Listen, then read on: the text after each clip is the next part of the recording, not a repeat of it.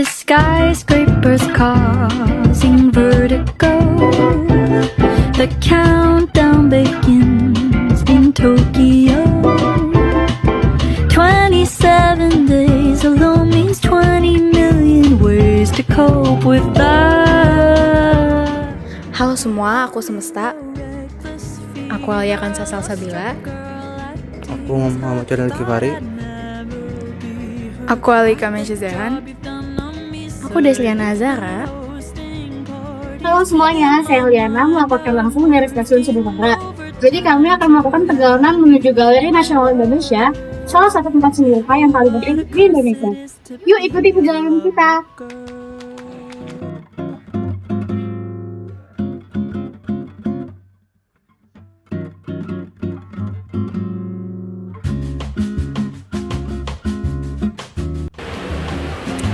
Hai guys, kita sekarang udah ada di stasiun Tanah Abang. Sebelum kita melanjutkan ke perjalanan ke Galeri Nasional Indonesia, kita mempunyai dua pilihan. Yang pertama, kita transit ke stasiun Gondangdia atau menggunakan GrabCar. Karena kita ingin menghemat waktu dan lebih efisien menggunakan GrabCar, jadi kita memilih untuk menaiki GrabCar. Yuk. Galeri Nasional Indonesia buka jam 10 hingga jam 8 malam. Buka setiap hari ya, dan pemesanan tiket bisa online dan offline. Halo semuanya, kita udah sampai nih di Galeri Nasional Indonesia. Tapi sebelum kita masuk, aku bakal cerita sedikit nih sejarahnya. Galeri ini didirikan pada tahun 1959 dan sebelumnya galeri ini adalah sekolah dan asrama. Namun sekarang jadi Galeri Nasional Indonesia. Sekarang tempat ini berada di naungan Kementerian Pendidikan, Kebudayaan, Riset dan Teknologi. Yuk kita masuk ke galerinya. Berikut peraturan-peraturan Galeri Nasional Indonesia. Sekarang saya berada di ruangan pameran tetap yang menampilkan banyak karya-karya maestro Indonesia seperti Avandi, Raden Saleh, dan Hendra Gunawan. Setiap lukisan memiliki cerita yang sangat kuat dan berhubungan dengan sejarah dan budaya bangsa. Oke semuanya, di sini ada sejarah-sejarah dari Galeri Nasional Indonesia.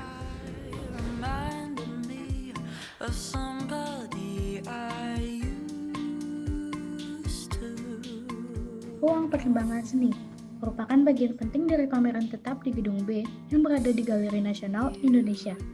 Ruangan ini menampilkan karya seniman dari Avandi, Hendra Gunawan, Sujojono, dan Popo Iskandar.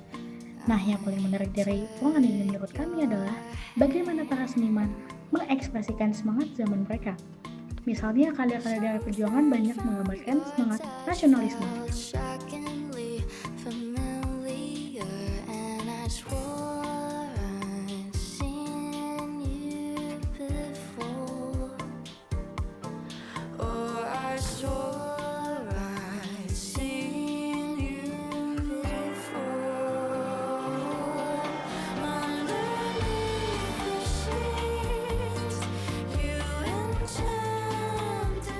Kak, boleh jelasin sedikit nggak sih karya dari lukisan ini?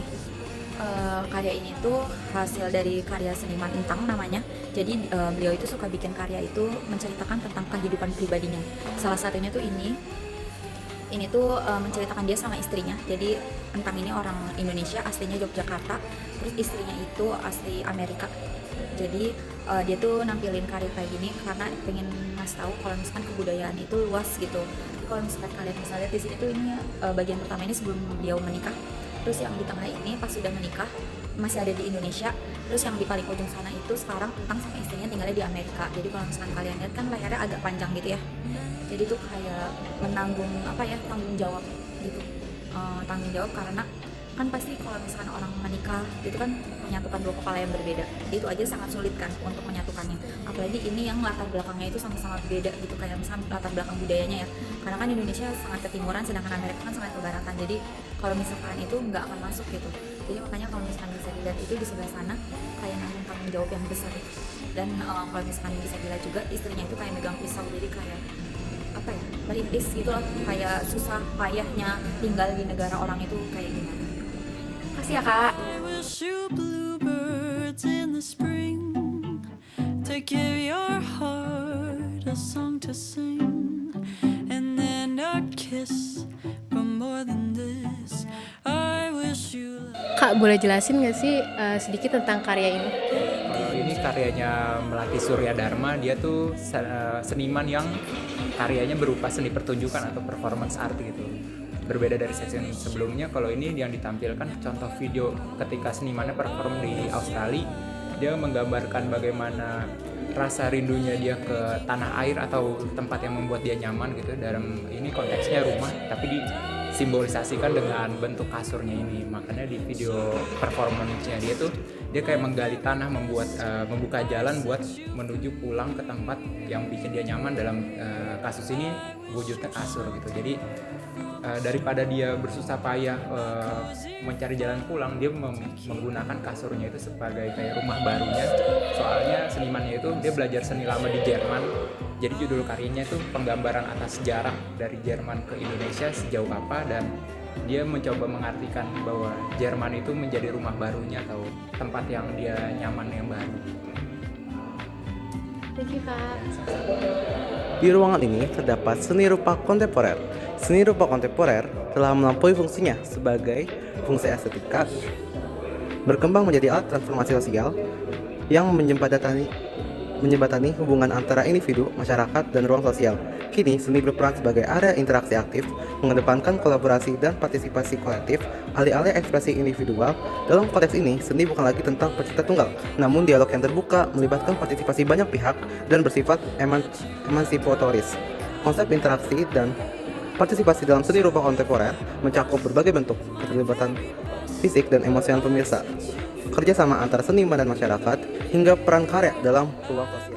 Shelter from the storm, a cozy fire to keep you warm, but most of all when snowflakes fall, but most of all when snowflakes fall, I wish you love, love, love.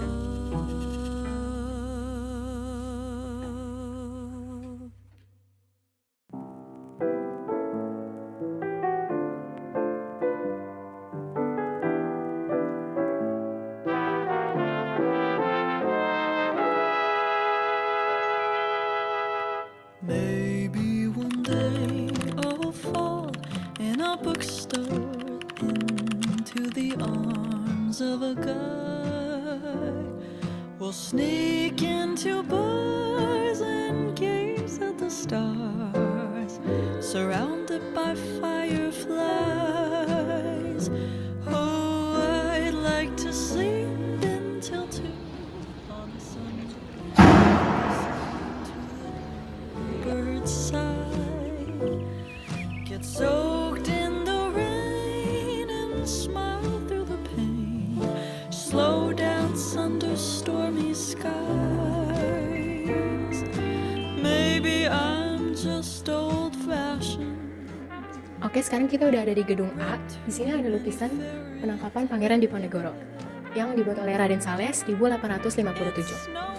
Lukisan ini dibuat sebagai respon terhadap lukisan Nicholas Pieneman yang menggambarkan peristiwa yang sama.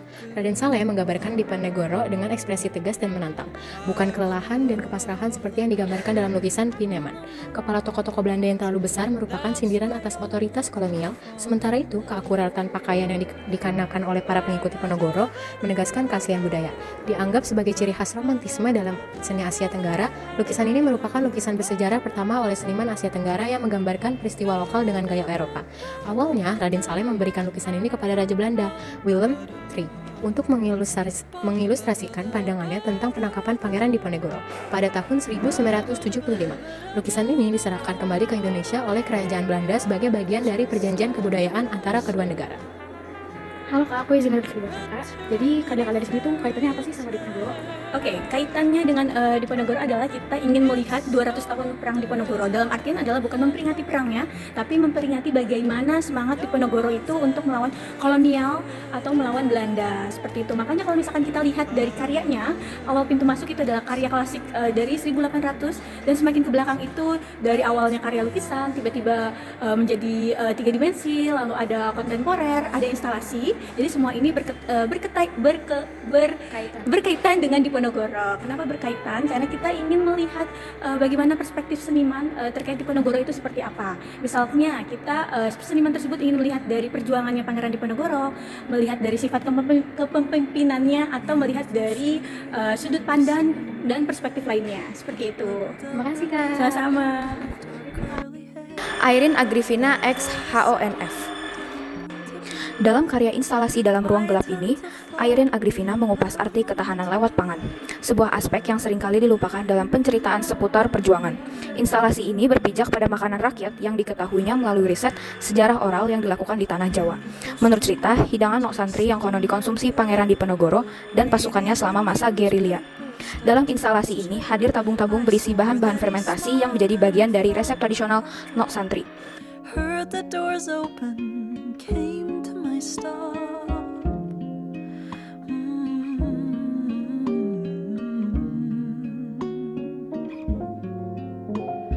What if I hadn't left the train at Ladbroke Grove? Would I know his name? Nah, tadi perjalanan dan perkunjungan kami ke Galeri Nasional Indonesia. Tempat ini benar-benar memperkaya wawasan kita tentang seni dan budaya. Kami mengajak kalian semua untuk datang dan merasakan secara langsung pengalaman yang luar biasa ini. Terima kasih sudah menonton. Sampai jumpa di liputan selanjutnya. Sekian dari kelompok kami. Dadah! Karena ini sebuah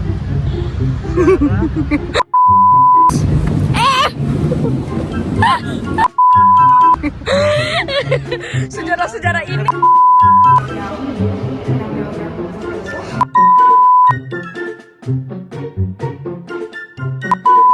Dari kelompok kami.